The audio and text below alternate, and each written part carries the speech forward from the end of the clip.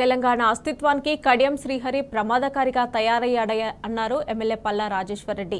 పైసల ఆశతో పదవులు తీసుకుని బీఆర్ఎస్ ను మోసం చేశారని మండిపడ్డారు.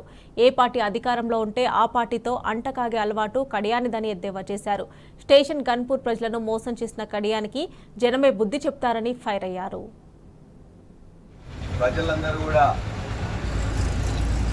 కేసీఆర్ గారికి అండగా బీఆర్ఎస్ పార్టీ అభ్యర్థిగా కడియం శ్రీహరిని గెలిపిస్తే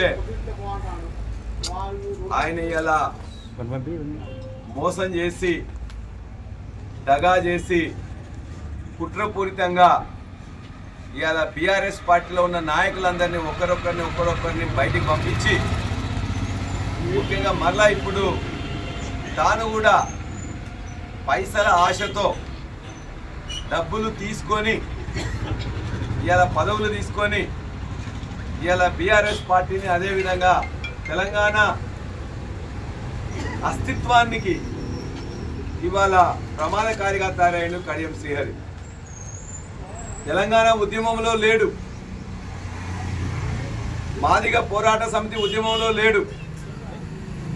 కానీ తనకు మొదటిసారిగా వచ్చిన అవకాశాలను అదే నేను గొప్ప అని చెప్పుకుంటూ పోయి ఇవాళ ప్రజలందరినీ కూడా అహంకారంతో మోసం చేస్తూ ఏ పార్టీ అధికారంలో ఉంటే ఆ పార్టీకి అంటగా అవుతూ తనేదో నీతివంతుడుగా అని చెప్పేసి అందరితో చెప్పుకుంటూ నీ నీతివంతుడు నీ కథలన్నీ కూడా అందరికీ తెలుసు.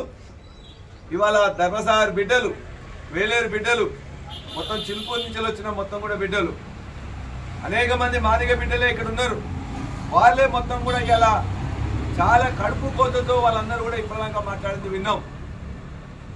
నువ్వు వాళ్ళకు వ్యక్తిగతంగా వాళ్ళకు నువ్వు సహాయం చేసినోని కాదు, ఈ ధర్మసాగర్ కింద సహాయం చేసినోని కాదు, వేలేరు కింద సహాయం చేసినోని కాదు, లేకపోతే నీ జాతికి ఏమైనా నువ్వు చేసినావు అంటే మాదిగ జాతి కూడా చేసినోని కాదు. ఈ జాతి పరంగా చేయలే, ప్రాంత పరంగా చేయలే, పార్టీ పరంగా నువ్వు లబ్ధి పొందడం.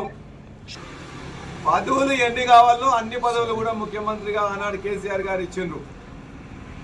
ఆనాడు ఎన్టీ రామారావు వెన్నుపోటు పొడిచినావు, ఇవాళ కేసీఆర్ గారికి వెన్నుపోటు పొడిచినావు. ఇవాళ మా నియోజకవర్గానికి స్టేషన్ గన్పూర్ నియోజకవర్గం చాలా అమాయకత్వ ప్రజలందరూ కూడా ఇక్కడ ఉంటారు, చాలా పేద ప్రజలు కూడా ఉంటారు, మాదిగ సామాజిక వర్గం కూడా చాలా ఎక్కువగా ఉంటారు. ఎవరు వచ్చినా ఎంతో కొంత చేస్తారులే అని చెప్పేసి నిన్ను ఆశీర్వదిస్తే వాళ్ళని ఇలా కడుపులో తన్ని ఇలా నువ్వు పోతున్నావు. నీ బిడ్డ కోసం నీకు ఇంకా ఈ వయసులో ముసలితనానికి ఇంకా నీకు పదవి కావాలని, ఇంకా పైసలు సంపాదించాలని దురాశతో ఉన్న నాయకులందరినీ పంపిస్తున్నావు. ప్రజలు చీకొడుతున్నారు, నోట్లో ఉమ్మేస్తారు, చెప్పులతో కొడతారు. రేపు పొద్దున సిగ్గు లేకుండా ఇంకా నేను వస్తా అని చెప్పేసి మాట్లాడుతున్నావు. ఇవాళ పార్టీని ఇబ్బంది పెట్టాలని చూసి, పార్టీని ఇబ్బంది పెట్టడం అంటే పార్టీ అంటేనే ప్రజలు ఇబ్బంది పెట్టాలని చూస్తున్నావు. ఖచ్చితంగా స్టేషన్ గన్పూర్ ప్రజలకు నేను ఈ గన్పూర్లో పుట్టిన బిడ్డగా జనగామ నియోజకవర్గ ఎమ్మెల్యేగా ఉండొచ్చు, కానీ ఇక్కడ ఖచ్చితంగా ఇక్కడ ప్రజలకు వచ్చిన సమస్యలు ఏదైనా ఉంటే ఖచ్చితంగా ఇంతకుముందు ఎట్లా చూసేదో ఎమ్మెల్సీగా ఇప్పుడు కూడా నేను చూసుకుంటా. ఖచ్చితంగా ఇక్కడ ఉంటే మా నాయకులు, కార్యకర్తలు, బీఆర్ఎస్ కార్యకర్తలను వాళ్ళు ఇబ్బంది పెడితే వాళ్ళకి అండగా ఖచ్చితంగా నేను వస్తా.